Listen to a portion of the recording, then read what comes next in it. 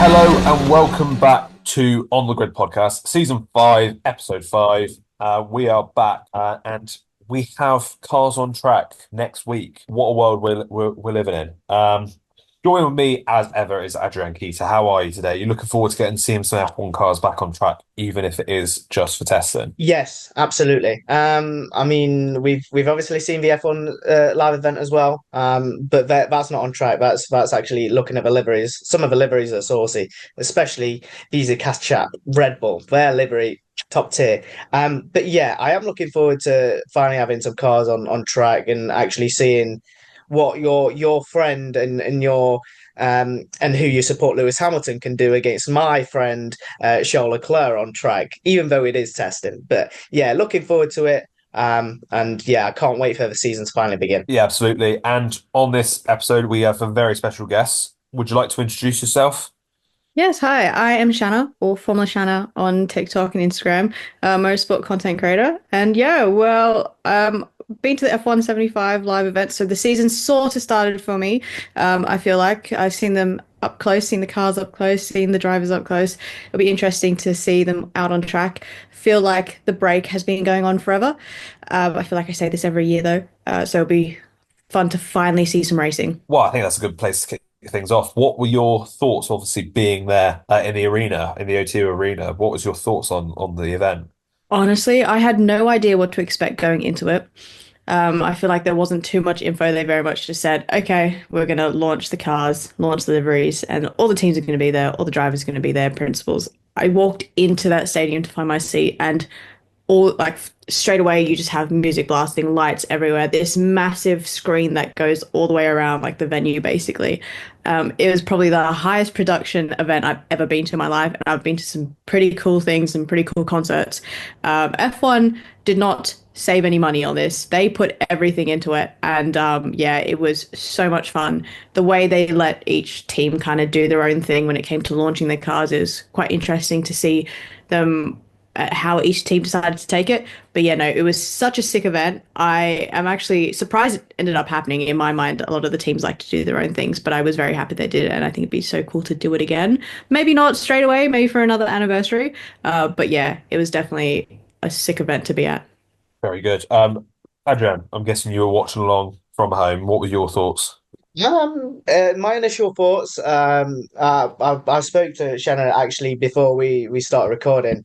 And when Jack Whitehall was announced as the host, it had me hooked straight away. Talking about top quality comedian banter comes from Jack Whitehall. The jokes that he made, top quality, and even the livery kind of reveals. I mean, obviously, summer liveries, like especially like your Red Bulls, your Ferraris, your McLarens, even they're always going to be pretty much similar to the last season's ones. But it was still very interesting. It's something different. It's something that F1 has never done before. And like Shanna pointed out, it's something that I'd be inclined to see again. Maybe not straight away, like she said. Maybe for let's say the 80th anniversary or even the 100th anniversary, for example.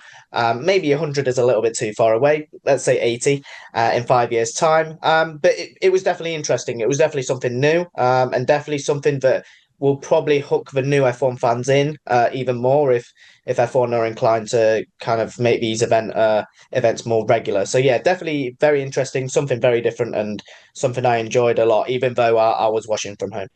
Yeah, absolutely. I thought Jack Whitehall did a very good job as the host. I thought it was clear that he did his research. Obviously, I think you could be a little bit skeptical going into it about how much because you bring in an outside host not really affiliated with Formula One, whether they're gonna really understand sort of some of the ins and outs of it. But I think it was clear that he did do his research, and there was a lot of references that as you'd only get from doing a bit of research into the sport. Um, I think this definitely has room to grow, from my opinion. I think there were maybe aspects they could have done differently, but I thought from a first event, it was definitely a good starting point. But I'll be interested to see what it looks like in sort of 3 or 4 years' time if they're still doing it in 3 or 4 years' time. Just touching on some of the news, and what's come out recently is that Carlos Sainz is being made one of the directors of the GDPA, joining George Russell as director. So I think there's four directors now in total. George Russell was the only other driver. I think it makes sense. I think Carlos Sainz is one of those drivers that's well respected up and down the grid. I'll be interested to see either of your thoughts on this. Do either of you have a burning thought about this? I mean, I think it obviously sort of makes sense in the fact that he's been there a while. I think he is kind of a bridge between the older drivers and the younger drivers as well, which could make it a little bit easier. But in my mind, I don't know if I see Carlos being there for that much longer. So they may have to find someone else. We'll see. But no, I do think in terms of just how it is, he is like a good middle point for maybe the newcomers coming in. And obviously we've got the Alonsos and Lewises and all those lots. So sort of makes sense. While people might not think it, he's been here a while. So I get it. Yeah, I probably share the same views as Shanna. Kind of, Carlos Sainz is, like you said, that kind of bridge between the younger and the older drivers. Obviously, a very, very well respected driver on the grid. And yeah, you don't hear this sort of news coming about. Obviously, the Drivers' Association very, very often, do you? And it's just, I mean, it's a sort of different type of news as well. But I think it's time that sort of more drivers kind of step up into roles like this. I think that it's obviously going to be a bit of a different role for Carlos Sainz that he takes upon in the Drivers Association, like. But I mean, I think a lot more drivers should get involved in sort of things like this, and maybe obviously when they're expected to retire, then maybe they can progress into a different role in the association. But it's something different and something that Carlos Sainz can experience for obviously the years to come, and as he obviously heads closer to retirement, it's something that he can engage in even more, and maybe we'll see some different changes to the association and what's happening in up and down the grid. So yeah, it's definitely something interesting for Carlos Sainz, and something I think he'll be fond of, and something he'll enjoy for the years to come. Yeah, like you said, he's been around the block a little bit, Carlos. I think this is going to be his fifth team now, actually, with Williams in Formula One, and it's actually 10 years from the start of this year since he made his debut in Formula One. Obviously, joined alongside Max Verstappen at Toro Rosso in 2015. Sticking on the subject of Carlos Sainz and Williams, James Vowles has come out and actually clarified that deal with Alpine for Franco Colapinto is actually a loan deal. That's how Williams are viewing it. So they see it as they are offering they're offering Alpine Colapinto services for this period, and that is expected to sort of remain part of the Williams setup. And I assume they'll have a recall clause on him. If, say, Albon or Sainz left Williams, that they would be able to bring him back, which is very interesting, actually. I find that very fascinating. And it kind of it downplays the thought that I think a lot of people have that Alpine are going to kick out Jack Doohan 5 races into the season or halfway through the season to get Colapinto in that seat, because you would have thought Doohan's their own rookie, he's their own driver. They're not going to want to develop another team's driver in Colapinto when Williams can, at the drop of a hat, say, no, we want him back now. So it'll be interesting to see how that plays out. I think it does also add fuel to the fire that which I believe when I said that when it was found out that Sainz is joining Williams, I think he's got sort of a big team clause in his contract. I think if a Red Bull or a Mercedes come knocking, then Carlos Sainz will be able to speak to him. Adrian, what are your thoughts on that news about Colapinto? I mean, when the news did come out regarding Colapinto, you were thinking, right, Jack Doohan's career in Formula One is going to be very short-lived, and he is finished. He's finished before he even started, realistically. And it was sort of something I expected, in all truth, be told, because Franco has performed very well in sort of the stint that he had at Williams, replacing Logan Sargent. And for him to be sat on the sidelines for a year is quite sad. But then again, you look at all the damages that was caused to the Williams team, and it's not just him. It was Albon and also Sargent that kind of plumbed Williams into massive amounts of money being used up to obviously repair everything. But I do think that Franco will be on the grid sometime this season. Don't shoot the messenger, but I do think he will be on the grid this season. I think that Jack doing poor man, bless him. He's been on the sidelines for 2 years and he's been waiting for his chance in Formula One. Um, it's just it seriously. I've mentioned it a couple of times on our podcast. It's down to how he performs at the start of the season. The start of the season will be key for Jack Doohan, and if he's just not up to scratch and not up to Pierre Gasly level, which is a very high level, I reckon Alpine will be looking to switch. And Franco Colapinto, I think, is a fit. He's obviously drove a handful of races in Formula One, and Alpine clearly do see him as a massive asset. But for Williams to view it as a loan deal, I don't know. There's going to be a lot of debate between the two teams if Williams are wanting him back, and like you mentioned, if Carlos Sainz does have that big team clause in his contract. But for me, I think Franco Colapinto will step into Alpine at one point, and I think Williams will find it hard to get their driver back if they do need him in the long run. Because in essence, I think this is more of a full-time role and not a loan deal. I think it's Franco Colapinto's in it to win it at Alpine, and I think he's been valued way more at Alpine than he has at Williams because in essence, the two seats at Williams were taken, and he had no chance. So Alpine clearly view his stock very highly. Yeah, something we discussed when Jack Doohan was announced at Alpine. It's more he's been appointed as the driver through opportunity rather than necessary credit. Obviously, he had a good junior Formula career. He's been around the block, but it was because he was the reserve driver at Alpine that he got that chance when Esteban Ocon left, when obviously the relation broke down between the two of them.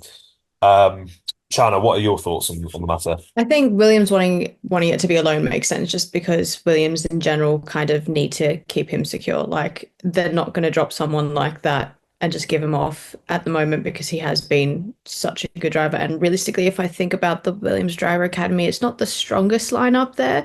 And I would be less inclined to think it'd be for Carlos and more inclined to think it's for Alex because Carlos has obviously gone to a big team.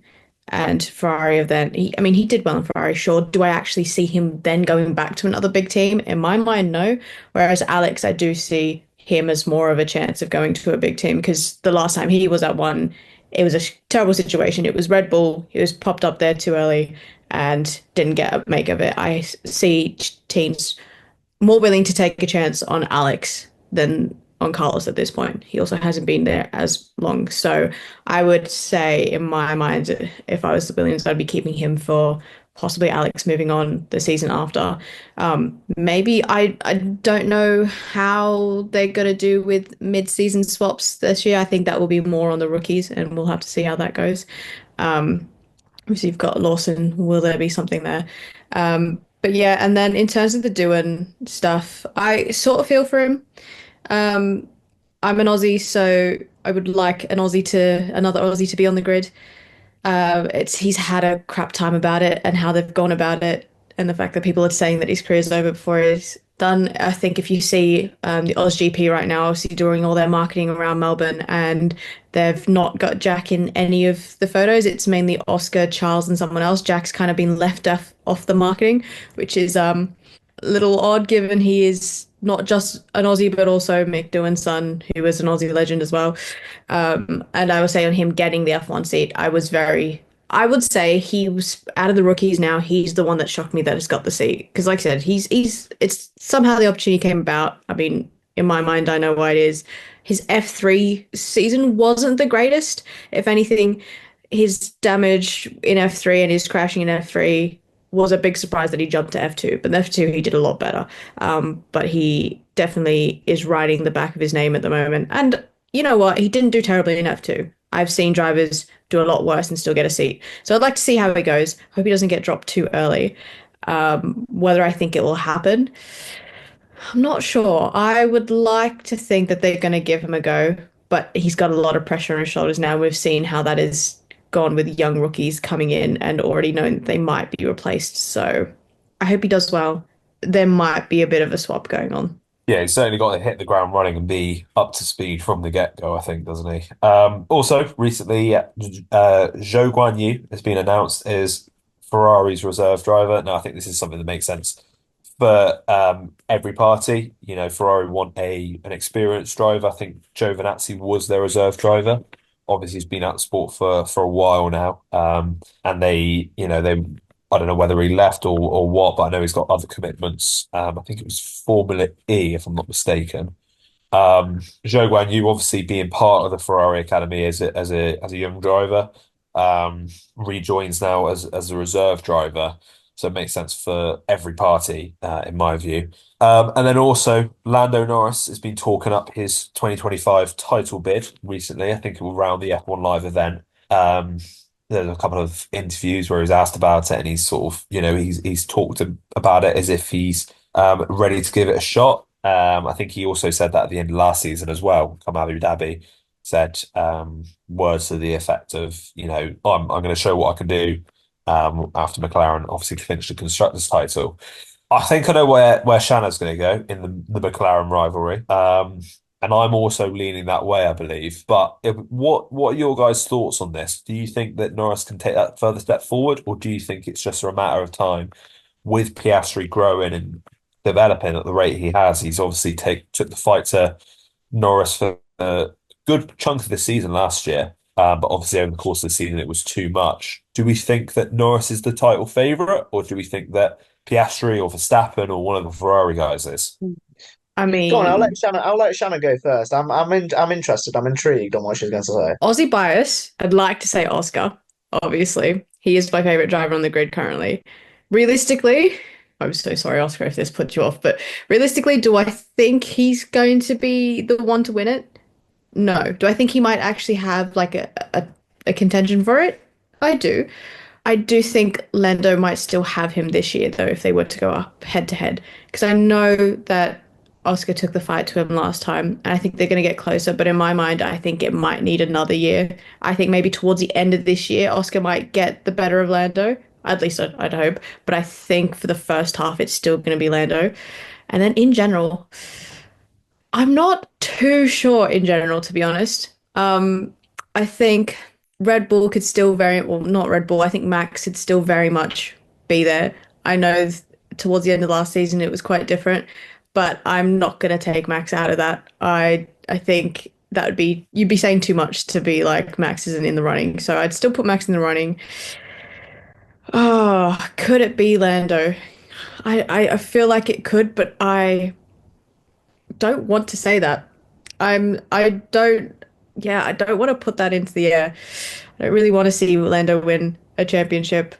So I'm not a complete hater. That sounds bad, but I would rather see Oscar win it. But no, let's go with Charles. We go with Charles. That's the answer I was waiting for. Thank you very much. Kind of gives me a good segue here because Ethan, realistically, do you want me to put my realistic head on? Like, do you want me to chuck my bias out the window? Well, we know what your bias hat is going to say, but Yes, we let's hear do. from your realistic one. Okay, if we're hearing from my realistic one, I think McLaren, going off the back of last season, McLaren are very much the favourites. And in the inter-team battle between Oscar and Norris, I'm yeah, I'm gonna agree with Shanna. I think Norris edges Piastri just that teeny weeny bit. I think that needs one more season with a good car. And you never know. He could pull out his trump card every weekend and beat Lando Norris every weekend, and I'd be happy as Larry because in essence that McLaren battle, I'm not bothered. It's a fire it's currently brewing, and I think I've mentioned it so many times. I think this season it will reach boiling point between the two of them. But yeah, I think Norris edges it just ever so slightly. Um, you know what? I'm gonna completely throw this out the window and throw it onto you. I think Lewis will do it. I think I know obviously in testing it's going to be a completely different ball game and we're going to see the new cars out on track. I think Lewis will hit the ground running. And I think he's just gonna do his thing and clinch his eighth. Um Maybe I've jinxed him right here, but hey, don't shoot the messenger once again. Yeah, if I was putting my non-biased hat on, I would have said Charles, but I'm going to say Lewis. I'm going to go interesting and I'm going to go a bit different and I'm going to say Lewis. I'm going to say he's going to do it. He's the man to do it. As much as I would love for that to happen, I really would. I do think McLaren will have the edge. For me, Ferrari is a bit of an unknown. So I know Fred Vasseur has come out and said their car is 99% different from last season, and that does fill me with a little bit of concern because I think Ferrari could either be the quickest car or trailing behind them a little bit. They might be like the third or fourth quickest. I do think McLaren will have the advantage at the start of the season just because I think they've nailed these regulations now.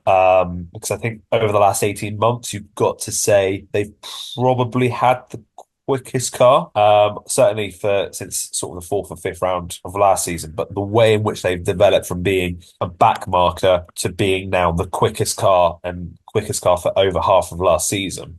I think they're going to have the edge at the start of the season. And I do agree with Shanna in the sense that Norris, our favourite phrase last season was Norris's title battle.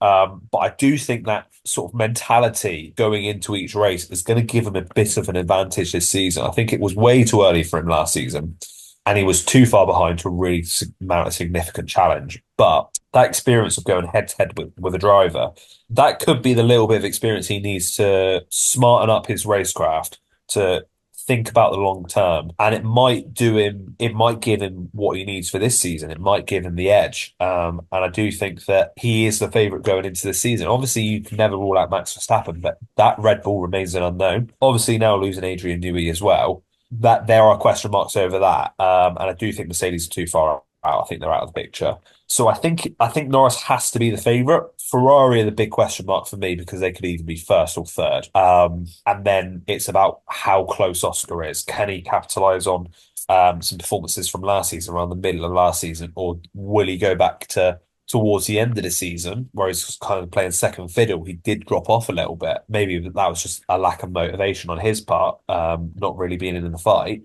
But that'll be interesting to see how he starts this season on level ground with Norris. So I'll be excited to see that battle as well as where Verstappen fits into this, where Ferrari fit into this.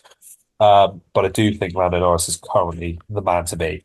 But anyway, moving on to cars on track, and F3 testing has finished on Friday. So we're recording this on the Sunday. That finished on the Friday, and just skimming through some of the results. So on day one, it was Noel Leon from Prema leading the chase with a 127.7. The Red Bull Junior, Tim Tramnitz at NP was just a tenth behind, and Louis Sharp at Roden, another tenth behind. The quickest time of testing came on the second morning with Nikola Solov from Campos with a 26.6. Tuka Tappinen with a 26.7 and Noah Stromstead at Trident with a 26.9. And then it was a wet day where Rafa Kamara led the morning session and Callum Voisin at Roden led the afternoon session. Have you two been keeping up with the F3 action? Do you have an early favourite for the title? Realistically, think about it. There's not going to be any early favourites here. F3, F2, it's so closely compiled between those two categories. There's not going to be any title favourites. You were looking especially at last season in F2, for example. Paul Aaron was leading the way up until very late on, and then Gary Bortoletto and Isaac Hadjar, who are now F1 in F1, absolutely surged to the top, and they battled it out.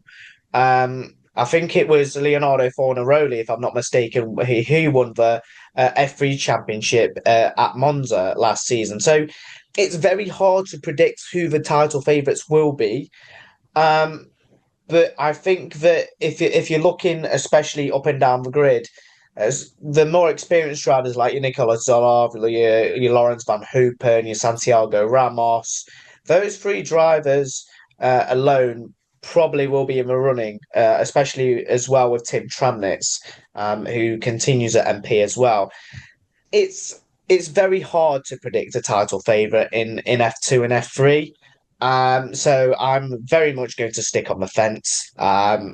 It's hard. It really is hard to predict anyone at this stage of a season, especially when we're talking pre-season testing. But yeah, yet again, it could be a rookie that could come out of nowhere and blow the field apart, like what happened in F2 last season. So it's all up to play for in those categories, but it's definitely a drive. All these drivers that are in F2 and F3 are definitely ones to look out, because they could be the next ones making the step up into Formula One, like Kimi Antonelli, like your Bortoletto, like your Behrman have done this year, and Hadjar and obviously Lawson and Jack Doohan. So yeah, it'd be very interesting to see obviously all these younger drivers coming through the field, and seeing how they can perform in Formula Two and Formula Three this season. Shanna, have you got anybody you're keeping your eye on? Yeah, I wouldn't say I know at all who would be doing well, but I've got two drivers that I'll be looking for, and that's James Wharton, just because he's an Aussie. I've got two.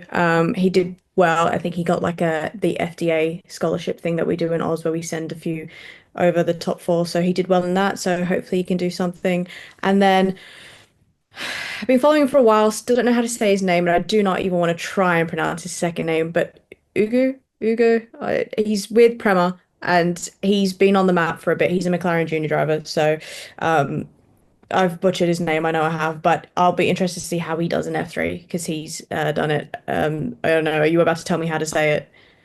Well, no, I want to have a go, because Go on then. it looks like what is it Ogachukwu?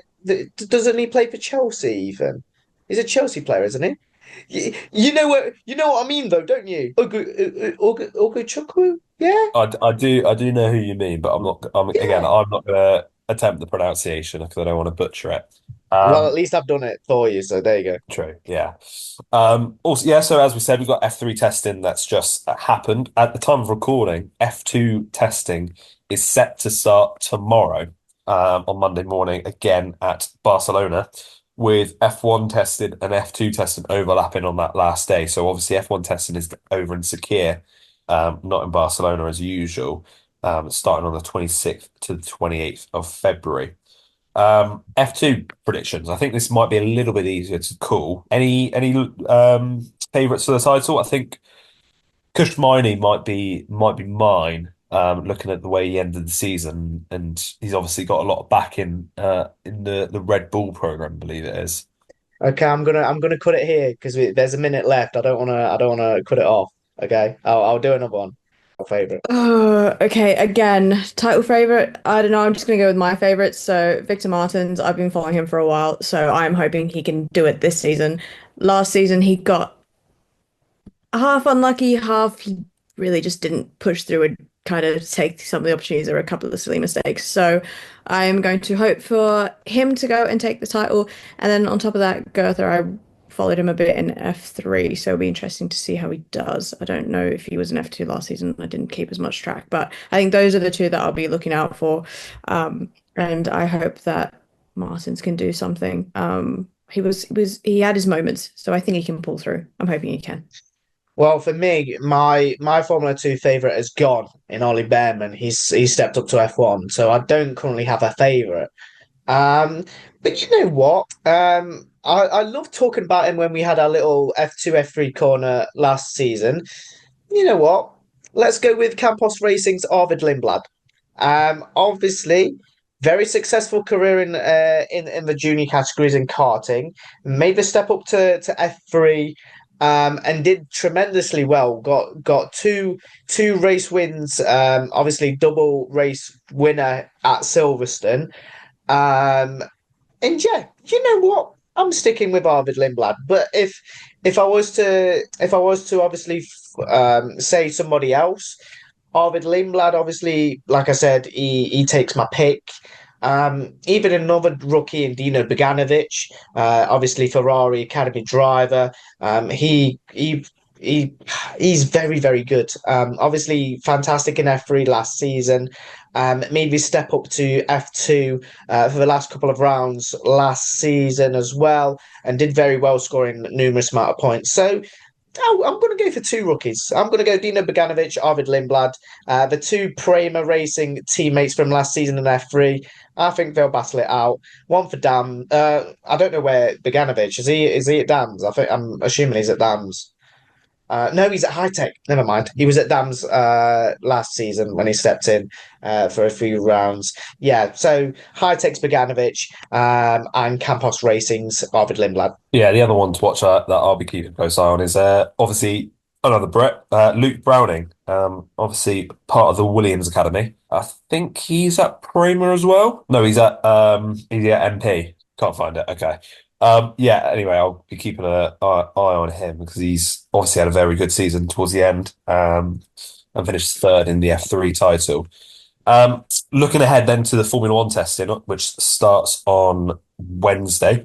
Have you got anybody that you're expecting to struggle? But it also poses a question: how much do you actually pay attention to results of testing? Because I've got to admit, I don't particularly pay too much attention.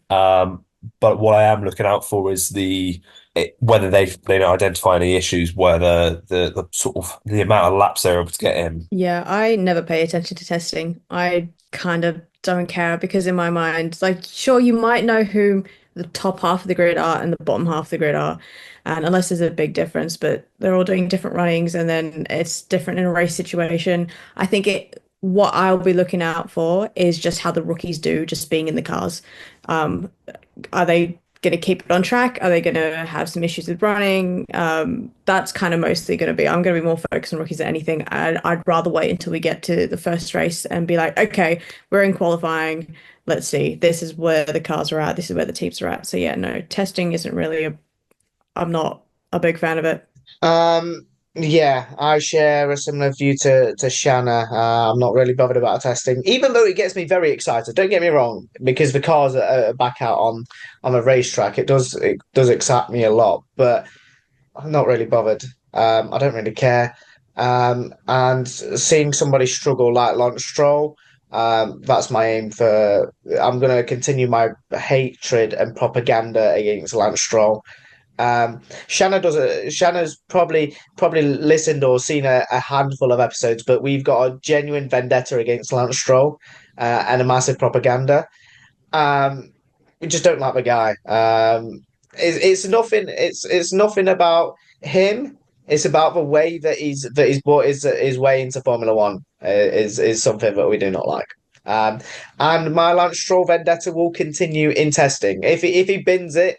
It's going to be if you remember rightly, there was a Mazepin spin counter.